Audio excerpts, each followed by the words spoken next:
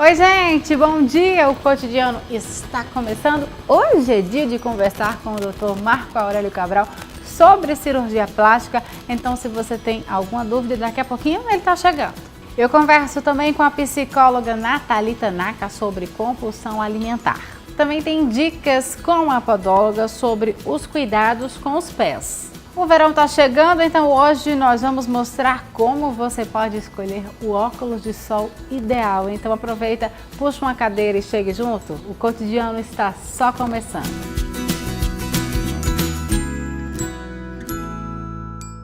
A gente começa o Cotidiano de hoje falando sobre cirurgia de papada. Ultimamente a gente vê que as pessoas estão se incomodando muito com a papada e estão procurando os cirurgiões para fazer esse tipo de cirurgia. Doutor Marco Aurélio Cabral já está aqui comigo. Muito bom dia, doutor. Para falar sobre essa cirurgia de papada. Eu acho que as pessoas até ficam confusas em saber quem procurar para fazer esse tipo de cirurgia e o que é feito. Será que é uma lipoaspiração? Será que é aplicar uns ácidos, como a gente vê muito aí na internet, para diminuir essa papada? O que as pessoas elas devem fazer e quem elas devem procurar, doutor? Perfeito, Marcela. Hoje, eu acho que a avaliação tem que ser como um conjunto, como um todo. É só a região cervical. O que vem ser realmente a papada? A gente considera a papada toda a região abaixo, na região mentoniana, queixo, mandíbula, abaixo do queixo, que vem até a linha cervical. Então, o que está ali incomodando? Acúmulo de gordura. Qual é esse grau de gordura? Tem muita gente que aplicou já o ácido, não só pelas mãos dos dentistas, cirurgiões bucomaxilo, mas até mesmo com alguns dermatologistas e alguns cirurgiões plásticos, e retornam procurando a gente: doutor, não estou satisfeita. O que foi que houve? Não, eu coloquei ácido, mas eu acho que não está tão bom o resultado. Provavelmente aquela paciente já não teria indicação da utilização do ácido. Entendi. Hoje em dia, como é que funciona esse ácido? É aplicado um ácido para ele, teoricamente, dissolver a gordura, causar um processo inflamatório. Há uma passagem de umas máquinas e essas máquinas ajudam na hipotrofia dessa gordura. Se for um acúmulo grande de gordura, Marcelo, não tem o que fazer. Infelizmente, é lipoaspirar, não sai. A paciente vai diminuir um pouco, mas vai se continuar incomodada. Uma outra coisa que acontece com o passar do tempo, com o envelhecimento, é uma frouxidão da região do platisma. Né? O que é um platisma? É um músculo que tem entre a pele e a região cervical propriamente dita, e com o relaxamento desse músculo vai formando aqui na região cervical o afastamento desse platisma, que a gente chama de banda platismal. Então, muitos pacientes, principalmente com uma certa idade, você vai ver aqui uma flacidez e a formação de uma banda do lado esquerdo e uma banda do lado direito. É verdade. Isso aí não existe ácidos no mundo, não existe. É procedimento cirúrgico. Aí, no caso, retira essa pele, como é feito? Ele é feita a abertura na região cervical, geralmente abaixo do mento, de 4 a 5 centímetros. E essas bandas platismais, quando elas estão em excesso, são ressecadas e recosturadas para que dê e forme essa tenda na região cervical, diminuindo esse abaulamento que tem. Uma outra coisa que precisa ser bem estudado: houve a herniação das glândulas submandibulares, houve a herniação da glândula parótida. Uma vez acontecido isso, essas glândulas precisam ser colocadas de volta no seu lugar, porque senão, além dessa flacidez na região cervical, você vai ver abaulamentos na região abaixo do queixo e na região abaixo do ramo da mandíbula. E esses abaulamentos, muita gente, pessoa fala: doutor, eu tenho uma tenda aqui, eu tenho um acúmulozinho de gordura aqui. Isso incomoda muita gente. Então, não é simplesmente só a utilização do ácido que vai resolver. Então, não é tão simples um assunto, embora seja uma área teoricamente pequena, mas a gente tem que ter a preocupação que nessa área passa nervos, passa vasos importantíssimos e passa estruturas nobres, a estrutura digestória, a estrutura que faz a gente respirar, que é a traqueia. Então, eu sempre oriento ao paciente: vai procurar um procedimento nessa área, procure alguém capacitado, procure alguém que tenha experiência do procedimento nessa área. para que depois a dor de cabeça não seja Não pior. seja maior, né? Exato. Entendi. Quando se aplica muito esses ácidos, pode haver alguma atrofiação aqui? Ou esse excesso pode causar algum mal ao corpo? Pode voltar essa papada? Como Excelente é? pergunta, Marcelo. O que a gente vê? Uma das principais complicações é a irregularidade, que é pior do que ficar com a lipodistrofia, que é uma área os ácidos atuam, outras não, e aí você vai ter uma região cervical um pouco irregular. Isso incomoda tanto os pacientes que muitas vezes eles procuram a gente para fazer algumas correções desse procedimento de aplicação. A grande maioria, graças a Deus, tanto na mão dos bucos, dos dentistas, quando são procedimentos pequenos, tem resultados bons.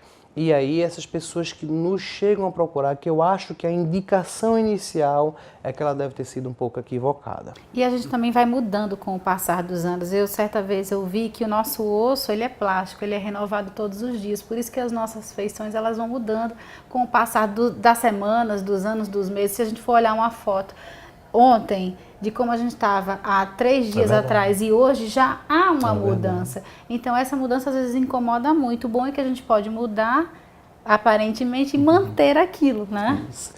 Com o passar do tempo vai acontecendo um remodelamento do osso. Infelizmente o osso ele vai diminuindo, as suas células vão morrendo, eles vão atrofiando. E deixa um aspecto cansado na nossa face. O nosso globo ocular, ele involui, ele encolhe, para vocês poderem entender o que é que acontece. Vai afundando mais vai as afundando a olheiras. região óssea da face. E esse remodelamento é bem delicado. Hoje, a gente, quando começa a fazer procedimentos estéticos, procedimentos invasivos e não invasivos, mais precocemente, a gente consegue postergar, vai retardando estes envelhecimentos. É tudo muito interessante, é tudo muito complexo e eu sempre digo para a população, sempre tento fazer esses alertas, cuidado com o profissional que você está escolhendo na atuação dessas áreas. São áreas nobres, porque as consequências que podem vir depois, que seja ela inadvertida ou não, pode se tornar um procedimento extremamente caro, pode se transformar um procedimento extremamente danoso, pode se tornar um procedimento que deixa essa pessoa muitas vezes até em depressão. É verdade, tá aí. Adorei nosso bate-papo de hoje, doutor. Obrigado, Marcelo, mais uma vez a oportunidade. Como sempre, muito esclarecedor. Muito obrigada. Muito obrigado. Viu? Outras dúvidas, vocês já sabem, esse site que está aparecendo aí na sua tela. Deixa a sua pergunta que o doutor Marco Aurélio Cabral vai responder com o maior carinho. Obrigada, doutor. Obrigado, Marcela. Bom dia a todos. Bom dia. Tchau, tchau. Tchau. Ei, gente, o verão tá chegando, então que tal garantir aquele acessório para você arrasar na praia? E aqui na JR Bijuterias vocês encontram tudo que é tendência. E dá só uma olhadinha nesse brinco aqui incrível que eu estou usando. Ele é em formato de argola, todo em bolas e naquela cor que vai fazer o maior sucesso nessa estação. Combinando com esse mix de pulseiras em madrepérola. Ficou incrível, né? E aqui vocês encontram todos os acessórios para você, claro, arrasar na praia. JR Bijuterias, o brilho que se vê. Caruaru, Garanhuns, Arco Verde, Belo Jardim, Pesqueira e Serra Talhada. Estou aqui para dar dicas como cuidar dos pés. Como vocês estão cuidando dos seus pés? Então vou dar 3 dicas. Ao acordar, no horário do seu intervalo de almoço e à noite, ao dormir. Primeira dica, ao acordar. Você, ao tomar banho, secar os pés bem secos, colocar de preferência um spray, um talco, para não ocasionar o pé de atleta, o conhecido chulé. Secar bem sequinho, né, e calçar o calçado. E no horário do almoço, para quem vai para casa, tudo bem, mas tem aquelas pessoas que têm um horário de almoço mais curto. É ótimo você tirar os seus 5 ou 10 minutos, tirar o calçado dos pés para que eles respirem. E para quem vai para casa, ao chegar em casa, que tomar banho, o mesmo procedimento fazer à noite. Ou seja, lavar os pés bem lavados, secar e colocar, novamente vai calçar o calçado, colocar o creme, colocar um talco, colocar um spray, para que não ocasione o pé de atleta, né? O famoso chulé.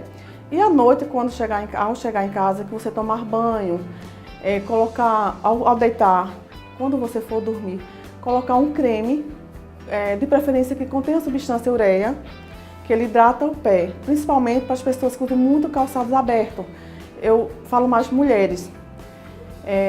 colocar um creme. Esse contém ureia, ele hidrata os pés, fecha rachaduras. E para as mulheres também que usam muito salto, é bom nunca usar ele muito alto, ou seja, porque pode ocasionar calos e carnosidade, principalmente no peito do pé. Essas foram as dicas de hoje, espero que vocês tenham gostado e até a próxima. E agora eu vou para um rápido intervalo e na volta eu recebo uma nutricionista porque nós vamos conversar sobre compulsão alimentar e também tem dicas de óculos escuros. Me espera que eu volto rapidinho.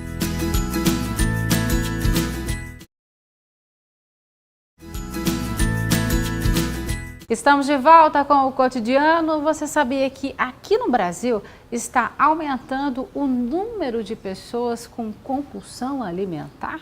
Pois é, por que será que isso está acontecendo, hein? Estou aqui com Nathalie Tanaka, ela que é psicóloga e vai conversar com a gente sobre esse assunto. Bom dia, querida. Bom dia, Seja bem-vinda mais uma vez ao Obrigada. Cotidiano para falar sobre um assunto, compulsão alimentar. Realmente tem muita gente que é compulsiva. Inclusive, a gente está vendo que está aumentando o número de pessoas que estão procurando fazer cirurgia bariátrica. Então, existe essa compulsão alimentar, mas por que será que está aumentando tanto assim? Pois é, Marcela, a compulsão alimentar está aumentando muito aqui no Brasil, principalmente. E curioso que o Brasil também está aumentando o número de pessoas ansiosas. Aí a gente pode fazer um comparativo, né, de um transtorno com o outro, porque um dos motivos da causa da compulsão alimentar está muito ligado a fatores emocionais. Então, cada caso é muito particular, muito peculiar e existem, além dos fatores genéticos da família também, que é importante a gente sempre observar no paciente, o histórico familiar, porque quando esse paciente ele vem de um histórico familiar de pessoas depressivas e ansiosas, aí a gente pode também relacionar isso com o paciente, que pode estar ligado a fatores emocionais, como ansiedade, depressão, e existem também os fatores socioculturais. O Brasil, principalmente, um país tropical, onde as pessoas exibem bastante o seu corpo, então a cobrança é maior para aquele corpo perfeito, aquele estereótipo padronizado pela sociedade. Então, a cobrança maior, aquele indivíduo também vai se sentir mais cobrado e tentando ter o corpo perfeito. E nessa tentativa, muitas vezes, recorre a dietas malucas, que também é outro ponto também que pode desencadear a compulsão alimentar. Vai para as dietas malucas, dietas de internet, não procura um profissional adequado. Sofre bastante em algumas dietas que restringem bastante a alimentação e após esse período de dieta acaba às vezes voltando o dobro para suprir a ausência da época em que não estava comendo. Não podia comer nada. Não podia comer nada. Então, aí começa a descontar. São vários os fatores que podem contribuir para que exista a compulsão alimentar. Nathalie, me diga uma coisa, quando é que a pessoa pode desconfiar que está começando a ficar compulsivo? Geralmente a gente come 6 vezes por dia, digamos assim. Isso. É quando se come muito durante essas 6 vezes ou quando come o dia inteiro? Como é? Aí vai para os telespectadores ficarem bem ligados, porque é a partir do momento que eles percebem que está fugindo do controle. Come muito, às vezes come escondido, inclusive. A família vai sair para determinado lugar. Não, estou com mal-estar, não vou sair, mas é para comer escondido. Entendi. E é bem interessante também que essas pessoas têm um apego especial até por embalagens de comidas, de algum produto alimentício. Então, essa pessoa come em excesso, ela come sem estar com fome, às vezes não sabe nem mais definir o que é fome e o que não é, de tanto que se tornou esse vício por se alimentar demais. Então, as pessoas têm que ficar ligadas nisso, se estão comendo além do que é necessário comer, se está comendo muito escondido também. São esses fatores que a gente já pode ficar em alerta com relação à compulsão alimentar. E, claro, o aumento de peso. O aumento de peso, o corpo está falando aquilo que a mente já não dá mais conta. Mas inicia, a pessoa pode estar até magrinha e pode estar ali na compulsão, depois é que vai sentir no corpo o efeito, né, que a pessoa vai aumentando o peso e também essa dependência ao alimento. A dependência ao alimento. E algumas pessoas até confundem um pouquinho compulsão alimentar com bulimia. Só que diferente da bulimia, a compulsão alimentar o indivíduo come bastante. E já na bulimia, além de comer bastante, existe a provocação do vômito, que é diferente, então, da compulsão alimentar. Ô, Nathalie, me diz uma coisa. A gente sabe que tem essas pessoas que ficam, né, se tornam compulsivas durante a fase adulta. Mas também não vamos deixar de falar nos adolescentes e também nas crianças que podem ter essa compulsão pela ansiedade, como você bem falou. Ansiedade, justamente. Existem crianças com compulsão alimentar né? E que às vezes quem percebe primeiro é o pediatra. Tá sobrepeso, vamos lá, mãe, ver o que é isso, vamos tratar, vamos cuidar, para quando não chegar lá na frente, estar numa proporção já que é preciso recorrer a uma bariátrica, por exemplo, né? Então, o importante é detectar o quanto antes se existe essa compulsão, se existe essa ansiedade e tratar. O primeiro passo é ir para uma consulta com o psicólogo, que ele vai avaliar a causa. Avaliando a causa, aí vai se tratar para que não venha chegar numa proporção tão grave, né, da compulsão. Então, o primeiro passo a se dar é basicamente esse. Os pais devem ficar muito atentos com relação a crianças e adolescentes. Quem tem compulsão alimentar pode tender também para ter outro tipo de compulsão, como para compras, por exemplo? Ou ela só deposita tudo nos alimentos? Sim, a compulsão não está só envolvida a alimentos, mas sim em outras questões. Por isso que é importante trabalhar a causa, porque quando não trata a causa, Marcela, a gente só vai sair de um para outro. Vai migrando. Vai migrando e vai se tornando um ciclo vicioso mesmo. Sai de um, mas vai para outro. Vai vício em compras, bebida alcoólica, enfim. Pronto, aí um paciente chegou numa proporção em que já não está conseguindo viver normalmente. Corre uma bariátrica, vai fazer algum tipo de tratamento com remédio para poder emagrecer e fugir dessa compulsão. Às vezes melhora, o paciente fica feliz, a família fica feliz, mas não tratou a causa, que a gente, né, da área da psicologia, a gente vai muito na causa daquele problema. Quando não vai na causa, o transtorno só vai migrando para outras vertentes. Por isso que é importante o tratamento psicológico. E a gente, no consultório, a gente vai encaminhar para os profissionais necessários, porque o tratamento para a compulsão alimentar é multidisciplinar. É preciso uma orientação e um tratamento não só com psicólogo, mas com nutricionista e, se for o caso, até com intervenção psiquiátrica. E às vezes um medicamento também, né? Para tratar essa ansiedade. Justamente, em alguns casos é preciso, outros não. Cada caso é muito particular. Em alguns casos é preciso, sim, a intervenção de medicamentos. Muito bem, adorei nosso bate-papo. Obrigada, querida. Obrigada também, Bom Marcela. dia, até a próxima, se Deus quiser. Tchau, tchau. Tchau. Bom, gente, agora chegou a hora daquela dica de moda que você tanto ama, mas hoje a dica é diferente. Hoje nós vamos falar sobre óculos de sol. Confere aí. Bom dia, Marcela. Bom dia, pessoal. Meu nome é Joana Quariguazi, eu sou blogueira e eu tô aqui para dar umas dicas bem legais sobre óculos escuro.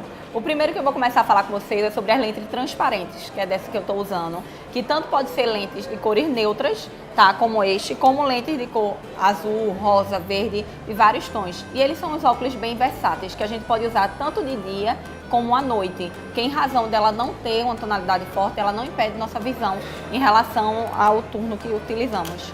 Outra dica que eu vou dar bem legal para vocês é sobre os óculos no formato máscara, onde ele ocupa boa parte, olha, do nosso rosto, tá? Existindo dois tipos, tanto esse daqui, onde ele tem uma lente blazer, onde a armação não é completa, como esse aqui que é um óculos espelhado, que também é uma tendência muito forte da estação, onde entra e sai estação e ele só faz mudar o tipo do modelo. Outra forte tendência que vem são os óculos redondos, que ele vem dos anos 80, foi muito forte na época e agora eles voltaram reformulados, usando tanto lentes espelhadas, tá, degradê, como sem ser também espelhada. E outra e última tendência bastante forte são os óculos aviadores, que eu acho que todo mundo conhece, né, da época dos nossos avós, pais, todo mundo usava.